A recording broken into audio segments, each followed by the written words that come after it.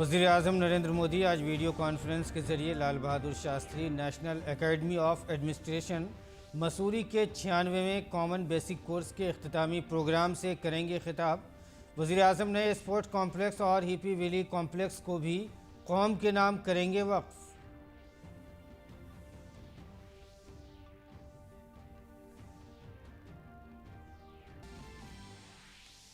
उत्तर प्रदेश में हुकूमत साजी की कोशिशें तेज़। राजधानी नई दिल्ली में बीजेपी सदर जेपी नड्डा, कौमी जनरल सेक्रेटरी बीएल संतोष और रियासत के निगरां वज़ीर आला योगी आदित्यनाथ समेत पार्टी के अहम लीडरों के दरमियान हुई अहम मीटिंग। होली के बाद रियासत को मिलेगी नई हुकूमत।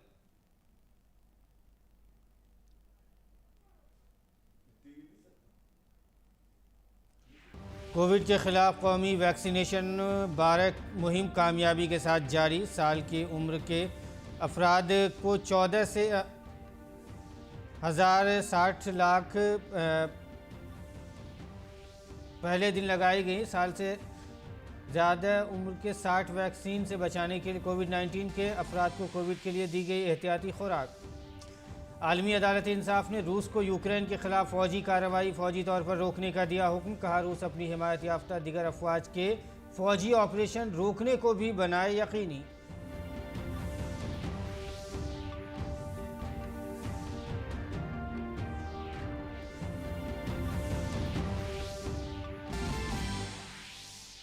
जापान के मियागी और फुकुशिमा सूबों में 7.3 शिद्दत का कल रात आया जलजला। 2 अफराद की हलाकत की तस्दीक, 100 से ज़ायद ज़ख्मी। पहले जारी की गई सुनामी वार्निंग ली गई वापस।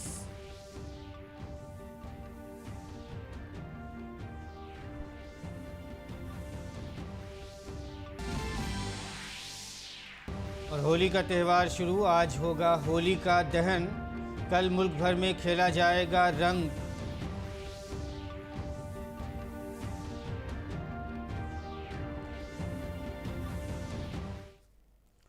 नाज़रीन आदाब, उर्दू खबरनामे में आपका खैर मकदम है। मैं हूं आपके साथ मसरूर फैज़ी और आइए अब खबरों पर तफसील के साथ नज़र डालते हैं। वज़ीर-ए-आज़म नरेंद्र मोदी आज वीडियो कॉन्फ्रेंस के जरिए Lal Bahadur Shastri national academy of administration Mussoorie Uttarakhand के 96वें कॉमन फाउंडेशन कोर्स के इख्तितामी प्रोग्राम से खिताब करेंगे। इस दौरान वज़ीर-ए-आज़म नए स्पोर्ट्स कॉम्प्लेक्स और तज़ीन व आराइश शुदा हिप्पी वैली कॉम्प्लेक्स को कौम के नाम वक्फ करेंगे। Lal Bahadur Shastri national academy of administration का 96वां फाउंडेशन कोर्स मिशन कर्मयोगी पर मबनी है और पहली बार उसे कॉमन बेसिक निसाब में शामिल किया गया है। नेशनल सिविल सर्विस सलाहियत साजी प्रोग्राम मिशन कर्मयोगी के नाम से मशहूर है। इसका मकसद सिविल सर्विसेज सलाहियत साजी के ज़रिए हुक्मरानी को बेहतर बनाना है। इस कोर्स में मुख्तलिफ सर्विसेज के 488 शुरका ने हिस्सा लिया है।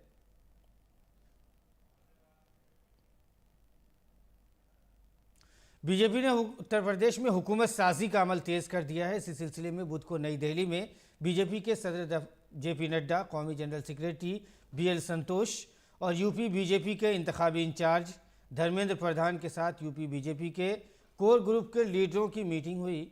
मीटिंग में यूपी के निगरां वज़ीर आला योगी आदित्यनाथ समेत पार्टी के अहम लीडरों ने शिरकत की। मीटिंग में उत्तर प्रदेश में आइंदा कानून साज कौंसिल के इंतखाबात के हवाले से तबादला ख्याल किया गया। इसके साथ ही माना जा रहा है कि मीटिंग में यूपी में हुकूमत साजी पर भी बातचीत हुई। यूपी में ज़बरदस्त जीत के बाद बीजेपी दोबारा इक़्तिदार में आ गई है। ऐसे में यूपी में हलफ बर्दारी की तकरीब को शानदार बनाने की तैयारियां की जा रही हैं। बीजेपी के सदर जेपी नड्डा ने वज़ीर दाखिला अमित शाह को भी पार्टी की तरफ से मुशाहिद मुकर्रर किया है। यूपी में बीजेपी ने 2 इत्तेहादियों अपना दल सोनीलाल और निषाद पार्टी के साथ मिलकर इलेक्शन लड़ा है। माना जा रहा है कि योगी हुकूमत की नई काबीना में हलीफ पार्टियों से वज़ीर बनाए जा सकते हैं। और इस दौरान 5 रियासतों के असम्बली इंतखाबात में शिकस्त फाश के बाद कांग्रेस में आपसी रशाकशी बढ़ती जा रही है।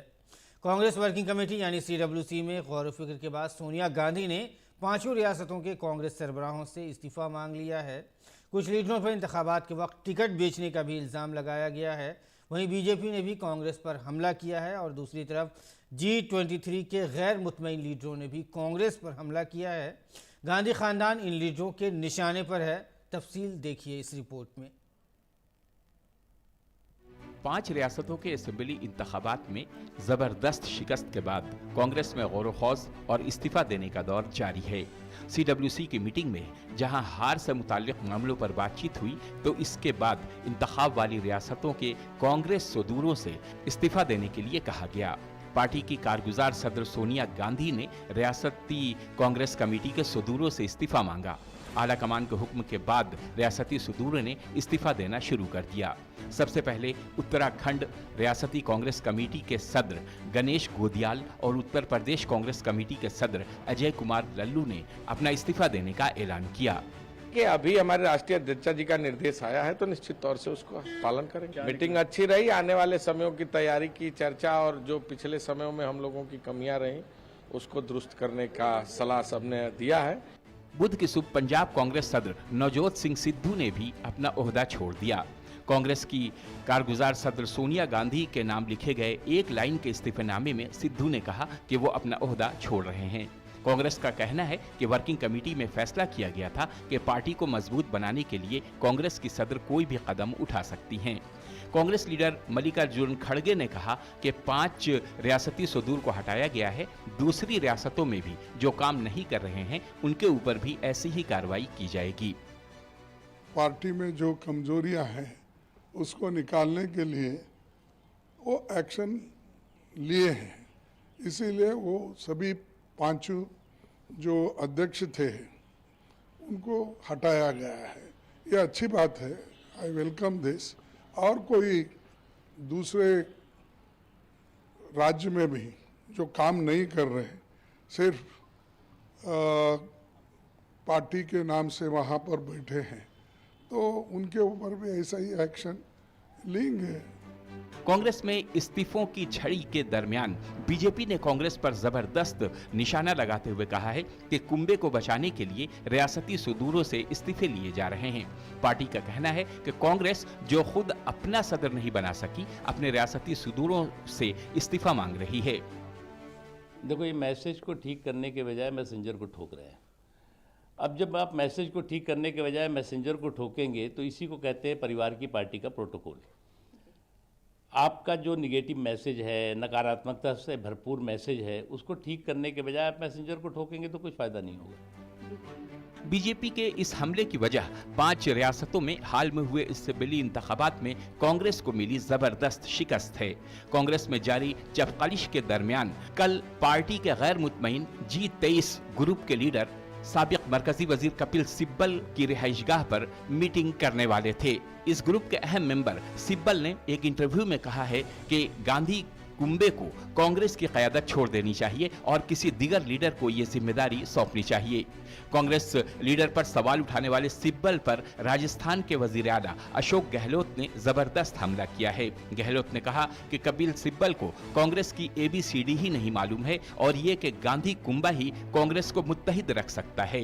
वाज़ेह रहे कि इतवार को हुई कांग्रेस वर्किंग कमेटी की मीटिंग में कांग्रेस लीडरों ने सोनिया गांधी की क़यादत पर एतमाद का इजहार किया था और कहा था कि वो तंजीमी इंतखाबात मुकम्मल होने तक अपने ओहदे पर बनी रहें और पार्टी को मजबूत बनाने के लिए जरूरी इक़दाम करें। लेकिन जो कुछ हो रहा है उससे ये इत्तेहाद कहीं नजर नहीं आ रहा है। Bureau report, DD news Urdu खबरें। और बढ़ते हैं अगली खबर की तरफ। कौमी इंसदाद कोविड टीकाकारी मुहिम कामयाबी से जारी है। बुध को 12 से 14 साल की उम्र के 2,60,000 से ज़्यादा बच्चों को कोविड-19 का टीका लगाया गया। इसके साथ ही 60 साल से ज़्यादा उम्र के तमाम बुजुर्गों को एहतियाती खुराक दी गई। 2 करोड़ 15 लाख से ज़्यादा लोगों को कोविड टीकाकारी के लिए मुस्तफ़ीद होने वालों की शनाख्तशुदा ज़ुमरों के लिए हिफाजती टीके लगाए गए। मुल्क में सबसे ज़्यादा कमज़ोर आबादी वाले ग्रुपों को कोविड से बचाने के लिए हिफाजती टीकों का बाकायदगी से जायज़ा लिया जाता है और आला सतह पर निगरानी भी की जाती है। जनवरी 2021 में मरकज़ी हुकूमत ने सबसे पहले कोविड-19 वबा के ख़िलाफ़ टीकाकारी मुहिम शुरू की थी। और पार्लियामेंट के बजट इजलास के दौरान बुध को दोनों ऐवानों में काफ़ी हंगामा हुआ। लोकसभा ने 2022-23 के लिए वजारत रेलवे के मुतालबात ज़र को मंजूरी दे दी है। तवील बहस के बाद रेलवे के वज़ीर अश्विनी वैष्णव ने बताया कि रेलवे की जदीद कारी की जा रही है और टेक्नोलॉजी को अपग्रेड किया जा रहा है और इस शोबे में सरमायाकारी में इजाफा किया जा रहा है। उन्होंने कहा कि इन कोशिशों के नतायज बरामद हो रहे हैं, सरमायाकारी में हर साल इजाफा हो रहा है और रेलवे ट्रैक बिछाने और बर्ककारी का काम दोगुना हो गया है। शुमाल मशरिक़ में रेल राब्ते में नुमाया इजाफा हुआ है। 1110 किलोमीटर तवील तिजारती राहदारी मुकम्मल हो चुकी है। वैष्णव ने कहा कि मकामी तौर पर तैयार करदा वंदे भारत रेलगाड़ियाँ मुतारफ़ कराई गई हैं और रेलवे स्टेशनों को जदीद बनाया जा रहा है ताकि उन्हें आलमी मेयार का बनाया जा सके। रेलवे के वज़ीर ने कहा है कि अगले 10 सालों में सालाना मुसाफिर ट्रैफ़िक को 800 करोड़ से बढ़ाकर 1000 करोड़ और माल बरदार ट्रैफ़िक को 140 करोड़ से बढ़ाकर 300 करोड़ टन करने का हदफ मुकर्रर किया गया है। वैष्णव ने कहा कि बजट में ऐलान करदा one station one product scheme खित्ते के मखसूस मसनूआत को फ़रोग़ देगी। अपोजिशन अरकान के सवालात के जवाब में वज़ीर रेलवे ने कहा कि रेलवे की निजीकारी का कोई मंसूबा नहीं है। झारखंड हाईकोर्ट के रिटायर्ड जज हरीश चंद्र मिश्रा को दिल्ली का नया लोक आयुक्त मुकर्रर किया गया है। लेफ्टिनेंट गवर्नर अनिल बैजल ने रिटायर्ड जज हरीश चंद्र मिश्रा को लोक आयुक्त मुकर्रर करते हुए एक नोटिफिकेशन जारी किया। मिश्रा चार्ज संभालने की तारीख से 5 साल की मुद्दत तक इस ओहदे पर फाइज रहेंगे। लोक आयुक्त का ओहदा रीवा खेत्रीपाल के दिसंबर 2020 में रिटायर होने के बाद से ही खाली था। और बैनुल-अक़वामी ख़बरों में यूक्रेन की अपील पर समाअत करने वाली आलमी अदालत इंसाफ ने रूस को फौरी तौर पर जंग रोकने का हुक्म दे दिया है। यूक्रेन ने 2 हफ्ते कबल बैनुल-अक़वामी अदालत इंसाफ से मुदाखलत करने की अपील की थी। यूक्रेन ने दलील दी है कि रूस ने यूक्रेन पर नस्लकुशी की रोकथाम के 1948 के मुआहदे की खिलाफ वर्जी की है। ताहम बहुत से माहिरीन का ख्याल है कि रूस अदालत की हिदायत पर शायद ही अमल करे। इसकी वजह यह है कि अक़वाम मुत्तहिदा में भी रूस के ख़िलाफ़ कार्रवाई की बात हुई थी, लेकिन नतीजा कुछ नहीं निकला। अमेरिका ने ICJ के ज़रिए रूसी फेडरेशन को यूक्रेन में फ़ौजी ऑपरेशन फौरी तौर पर मुअत्तल करने के हुक्म का खैर मकदम किया है। अमेरिकी महकमा ख़ारजा के तर्जुमान नेड प्राइस ने कहा है कि अमेरिका रूसी हुकूमत पर ज़ोर देता है कि वह अदालती हुक्म का एतराफ़ करे और आर्जी इक़दामात पर अमल करे। उन्होंने कहा कि अमेरिका यूक्रेन के साथ खड़ा है और यूक्रेन पर रूस का हमला 21वें रोज़ भी जारी रहा। हालांकि दोनों ममालिक के दरमियान मुज़ाकरात के चौथे दौर में पेशरफ्त होती दिखाई दी। इस दौरान 3 ममालिक के वज़ीर आज़म और यूरोपीय यूनियन के रहनुमाओं ने यूक्रेन के सदर ज़ेलेंस्की से मुलाकात की और मदद की यकीन दहानी कराई। पेश है ये रिपोर्ट। भले ही जंग के मैदान में यूक्रेन अकेले लड़ रहा है, लेकिन अमेरिका, कनाडा, बरतानिया समेत EU के तमाम ममालिक की हिमायत सदर ज़ेलेंस्की के हौसले को टूटने नहीं दे रही है। जंग के 21वें दिन कल जब कीव पर रूसी फौज ताबड़तोड़ हमले कर रही थी, तब EU के 3 ममालिक के वज़ीर आज़म कीव में सदर ज़ेलेंस्की से बातचीत कर रहे थे। जंग के दरमियान रूस की घेराबंदी और यूक्रेन के लिए अपनी हिमायत देकर पोलैंड, चेक जमहूरिया और स्लोवानिया के वज़ीर आज़म मंगल को कीव पहुंचे। कीव और आसपास के इलाकों में रूस की तरफ से जारी बमबारी के दरमियान सिक्योरिटी को किनारे रखकर तीनों मुल्कों के वज़ीर आज़म ने घंटों कीव में गुजारे। तीनों मुल्कों के PM ने रूसी हमले को सानहा करार देते हुए दुनिया के ममालिक से बेकसूर नागरिकों को बचाने की अपील की। यूक्रेन के सदर से मीटिंग के बाद तीनों ममालिक के PM ने अपनी हिमायत देते हुए यूक्रेन को अकेले नहीं होने देने का भरोसा दिलाया। स्लोवानिया के PM ने यूक्रेन को यूरोपीय ममालिक का हिस्सा करार देते हुए EU में शामिल किए जाने की जोरदार वकालत की। हम यहाँ आपके भविष्य के लिए पूर्ण समर्थन ला रहे हैं, न केवल यूरोपीय देशों के साथ चलने के लिए बल्कि यूरोपीय संघ की सदस्यता के लिए भी। मुझे लगता है कि यदि आप पूरे यूरोप को देख रहे हैं तो हमें कोई अन्य देश नहीं दिखता है जो यूरोपीय मूल्यों के लिए लड़ रहा है। वर्तमान में यूक्रेनी अपने मूल्यों को सुरक्षित रखने के लिए यही कर रहा है। हम मानवीय सहायता प्रदान कर रहे हैं। हम आपको कुछ सैन्य आपूर्ति भी प्रदान कर रहे हैं जिससे आप बेहतर तरीके से अपनी रक्षा कर सकते हैं। हम आपके साहस की प्रशंसा करते हैं और हम आपको और अधिक सहायता प्रदान करना जारी रखेंगे। उम्मीद है कि अगले कुछ दिनों या हफ्तों में EU की सदस्यता पर सहमति बन जानी चाहिए। संभव है कि यूक्रेन को EU की सदस्यता इस साल के अंत में दे दिया जाए। यूरोपीय यूनियन के मिशन के तौर पर तीनों ममालिक के वज़राए आज़म का ये सफर यूक्रेन के लिए एक मजबूत हिमायत के तौर पर देखा जा रहा है। पोलैंड से कीव तक के इस सफर ने यह भी इशारा दे दिया है कि यूक्रेन के कई हिस्सों में अभी भी सदर ज़ेलेंस्की की पकड़ बरकरार है। हम इन देशों और इन नेताओं पर पूरा भरोसा करते हैं। इसलिए जब हम अपनी सुरक्षा की गारंटी के बारे में बात करते हैं, यूरोपीय संघ में हमारे भविष्य के बारे में या प्रतिबंध नीति के बारे में बात करते हैं, हमें 100% भरोसा है कि हमारी सुरक्षा और हमारे भविष्य के लक्ष्य या फिर जिन विषयों पर हम बात करते हैं वो हासिल भी होगा। इस दरमियान रूस पर तवानाई के इन्हिसार को कम करने के लिए मगरबी ममालिक ने खलीजी ममालिक पर डोरे डालने शुरू कर दिए हैं। मुत्तहदा अरब इमारात के दौरे पर बरतानिया के वजीर आजम बोरिस जॉनसन मगरबी ममालिक के रूसी तवानाई पर अपना इन्हिसार खत्म करने की जरूरत पर जोर दिया। बोरिस जॉनसन सऊदी अरब का भी दौरा करेंगे। अपने दौरे पर बोरिस जॉनसन ने नई कौमी तवानाई पॉलिसी अपनाने का वादा किया, जिसमें सब्ज ईंधन प्रोजेक्ट को शामिल किए जाने की उम्मीद है। युद्ध की वजह से हर कोई गैस की कीमतों में वृद्धि के प्रभाव को देख सकता है। हमें यह सुनिश्चित करना होगा कि हम अच्छी तरह से तैयार हैं और हम इसे कम करने के लिए कदम उठा रहे हैं। इसीलिए अगले सप्ताह हम यूके के लिए ऊर्जा रणनीति निर्धारित करने जा रहे हैं। नवीकरणीय ऊर्जा पर हम बड़े पैमाने पर आगे बढ़ेंगे। हम रूस के अलावा अन्य स्थानों से हाइड्रोकार्बन के स्रोत पर विचार कर रहे हैं। हमें रूसी हाइड्रोकार्बन से बाहर निकलना होगा। यूक्रेन जंग में सीधे तौर पर ज़ेलेंस्की का साथ न देने के ऐलान के साथ ही नाटो ममालिक ने एक बार फिर बिलवास्ता तौर पर यूक्रेन को फौजी मदद बढ़ाने की बात कही। ब्रुसेल्स में मुनक़िद नाटो के तमाम मेंबर ममालिक ने एक आवाज़ में यूक्रेन को फौजी मदद के तौर पर जदीद असलहे की सप्लाई करने के अपने अज़्म का इयादा किया। नाटो यूक्रेन की सरजमीन पर अपनी सेना नहीं उतारेगा, हाँ, लेकिन यूक्रेन की सीमा पर स्थित सहयोगी देश आर्थिक, मानवीय समेत अन्य तरह से सहायता मुहैया कराते रहेंगे। हम यूक्रेन के समर्थन में एकजुट हैं और हम यूक्रेन में रूस के अकारण और अनुचित हमले की निंदा करते हैं। यूक्रेन में एक वैध और संप्रभु सरकार है और निश्चित रूप से हम अपनी रक्षा करने की उनकी क्षमता का समर्थन करते हैं और हम आगे भी उनका समर्थन करना जारी रखेंगे। मुझे लगता है कि हथियार देना बहुत महत्वपूर्ण है, क्योंकि यूक्रेन राष्ट्रपति वोलोदिमीर ज़ेलेंस्की हथियार मांग रहे हैं। यूक्रेन को अपनी रक्षा करने का अधिकार है और इसलिए हम नीदरलैंड के रूप में अन्य देशों की तरह मदद करने का इरादा रखते हैं।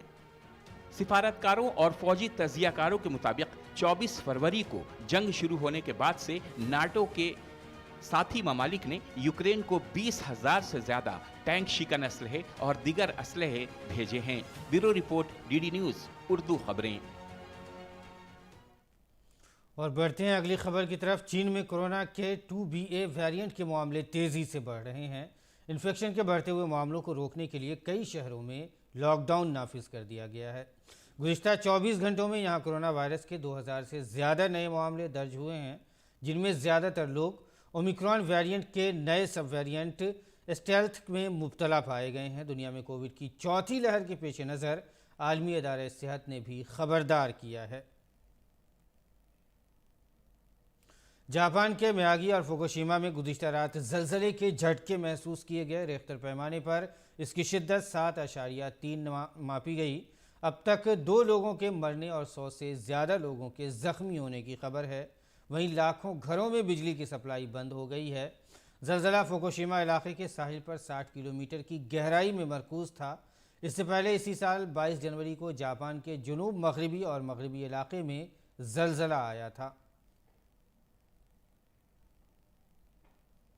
खुशियों, रंगों, जोश और वलवले के त्यौहार होली की शुरुआत हो गई है। आज होली का दहन है। होली का दहन का त्यौहार फागुन महीने के पूरे चांद को मनाया जाता है। शास्त्रों में फागुन पूर्णिमा की अहमियत बहुत ज़्यादा है। ऐसा माना जाता है कि होली की आग पूजा करने से बहुत से फ़वाइद हासिल होते हैं। कल मुल्क भर में रंग खेला जाएगा। होली का त्यौहार बाहमी इख्तलाफात, तलखियों और अदावतों को भुलाकर मोहब्बत से शराबार होने का पैगाम देता है।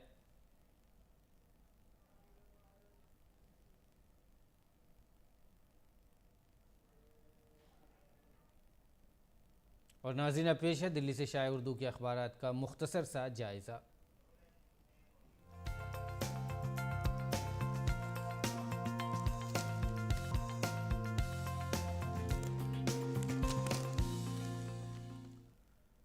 अखबारात के जायजे में आइए सबसे पहले नज़र डालते हैं रोज़नामा राष्ट्रीय सहारा की अहम सुर्खियों पर। पहली अहम सुर्खी है निज़ामुद्दीन मरकज़ की सभी मंजिलें फिर से खोलने की इजाज़त। मस्जिद में नमाज अदा करने वालों की तादाद पर आयद पाबंदी भी हटाई गई। मार्च 2020 से बंद था मरकज़। हाईकोर्ट ने शब बारात के मुबारक त्यौहार के पेश नज़र 2 साल से बंद निज़ामुद्दीन तबलीगी मरकज़ के ग्राउंड समेत चारों मंजिलों को खोलने की इजाज़त दे दी है। जस्टिस मनोज कुमार ने इसके साथ ही दिल्ली पुलिस की तरफ से 100 लोगों के दाखिले की इजाज़त देने की हिदायत को भी हटा लिया है। और जस्टिस ने इंतज़ामिया को मरकज़ को हुक्म दिया है कि नमाज अदा करने के दौरान कोरोना के रहनुमा उसूलों पर अमल किया जाए। आगे बढ़ते हैं, एक और ख़बर हम आपको दिखा देते हैं जो सफ़े अव्वल की ही सुर्खी है। नई जगह पर नए राशन कार्ड की ज़रूरत नहीं है, ये कहना है मरकज़ी वज़ीर पीयूष गोयल का। उन्होंने कहा है कि हुकूमत ने मुल्क में गरीबों को नई जगह जाने पर नया राशन कार्ड बनवाने की ज़रूरत नहीं है। उन्हें सिर्फ अपना आधार कार्ड नंबर याद रखना और वो जहाँ भी जाएंगे वहाँ उन्हें ये बायोमेट्रिक निज़ाम के तहत पहचान दर्ज करके सस्ती शरह पर राशन दस्तयाब हो जाएगा। आगे बढ़ते हैं, रोज़नामा इनकलाब की अगर अहम सुर्खियों की बात करें तो सफ़े अव्वल की पहली सुर्खी है अक़वाम मुत्तहिदा की जनरल असम्बली में इस्लामोफोबिया के ख़िलाफ़ करारदाद मंजूर। करारदाद OIC के 57 रुकन ममालिक के साथ चीन और रूस समेत दिगर 8 मुल्कों की हिमायत से पेश की गई। अक़वाम मुत्तहिदा में इस्लामोफोबिया के ख़िलाफ़ करारदाद मंजूर कर ली गई है। अक़वाम मुत्तहिदा की जनरल असम्बली में आलमी सतह पर तहम्मुल और अमन के कल्चर को फ़रोग़ देने के मकसद के तौर पर 15 मार्च को मुत्तफ़िक़ा तौर पर आलमी यौम इंसदाद इस्लामोफोबिया करार देने की मंजूरी दी गई है। एक और ख़बर जो रोज़नामा इनकलाब की ही सुर्खी है, हिंदुस्तान में मदारिस का तालीमी निज़ाम मसाइल व मवाक़े के उन्वान से जामिया हमदर्द में 2 रोज़ा कॉन्फ्रेंस का इनेकाद किया गया। शोबे इस्लामिया जामिया हमदर्द और शाहीन ग्रुप इंस्टीट्यूट के ज़ेर एहतमाम कन्वेंशन हॉल में जामिया हमदर्द में हिंदुस्तान में मदारिस का तालीमी निज़ाम मसाइल व मवाक़े पर 2 रोज़ा कॉन्फ्रेंस में अजीम सरकर्दा शख्सियात ने शिरकत की। आगे बढ़ते हैं, रोज़नामा हिंदुस्तान एक्सप्रेस की अहम खबरों की बात करें तो सफ़े अव्वल पे 2 अहम सुर्खी शाये की गई है। पहली सुर्खी है रेलवे की नहीं हो रही है निजीकारी। वज़ीर रेल अश्विनी वैष्णव ने कहा है कि रेलवे की निजीकारी न करने की हुकूमत की वाज़ेह पॉलिसी है, क्योंकि रेलवे से मुल्क के अवाम के तई समाजी फ़राइज़ का एहसास जुड़ा हुआ है। मिस्टर वैष्णव ने लोकसभा में आम बजट में रेलवे की वजारत की ग्रांट मुतालबात बहस पर जवाब देते हुए कहा है कि हुकूमत रेलवे से जुड़े किसी भी शोबे को निजीकारी करने का हुकूमत की कोई ऐसी पॉलिसी नहीं है। होली से पहले शेयर बाज़ार हुआ गुलजार, ये खबर लगाई गई है। आलमी सतह पर मुस्बत इशारों के साथ ही घरेलू सतह पर हुई चौतरफा ख़रीदारी की बदौलत शेयर बाज़ार में तूफ़ानी तेज़ी दर्ज की गई है, जिससे सेंसेक्स और निफ्टी में 1.8% से ज़्यादा की तेज़ी रही है। तो नाज़रीन, ये है दिल्ली से शाये उर्दू के अखबारात का मुख्तसर सा जायज़ा। और अब आगे बढ़ते हैं और खेल की खबरों पर नज़र डालते हैं। ग्रैंड स्लैम बोर्ड ने Australian open, French open, Wimbledon और US ओपन जैसे 4 बड़े टूर्नामेंट में बड़ी तब्दीली की है। बोर्ड अब मैच के आखिरी सेट में स्कोर 6-6 होने के बाद नतीजे के लिए 10 पॉइंट का टाई ब्रेकर नाफिज करेगा। ग्रैंड स्लैम बोर्ड ने बुध को इसे चारों टूर्नामेंट में फौरी तौर पर ट्रायल की बुनियाद पर अपनाने के लिए कहा। बोर्ड ने कहा कि यह फैसला ग्रैंड स्लैम में खेल के कवानीन को ज़्यादा पायदार बनाने के मकसद पर मबनी है। All England open badminton tournament के पहले दौर के मुकाबले में भारतीय badminton star PV Sindhu, Saina Nehwal, Kidambi Srikanth और लक्ष्य सेन ने अपनी अपनी मुहिम की शुरुआत जीत के साथ की है। छठी सीढ़ी याफ्ता सिंधु ने 42 मिनट तक चले अपने पहले दौर के मैच में चीन की GE वांग को 21-18 और 21-13 से शिकस्त दी। वहीं साइना नेहवाल ने ख्वातीन सिंगल के मुकाबले में स्पेन की बीट्रेच को 21-17 और 21-19 से शिकस्त दी, जबकि किदाम्बी श्रीकांत ने थाईलैंड के कैंताफोन को 21-18 और 21-14 से, लक्ष्य सेन ने भारत के ही सौरभ वर्मा को 21-17 और 21-7 से शिकस्त दी और दूसरे दौर में अपनी जगह बनाने में कामयाब रहे। वहीं दूसरी तरफ मर्द सिंगल मुकाबले में हिस्सा ले रहे सातुक साईराज और चिराग सेठी की जोड़ी ने स्कॉटलैंड के एकल जेंडरडन और एडन हॉल को 21-17 और 21-19 से शिकस्त देकर अगले दौर में पहुंच गए हैं।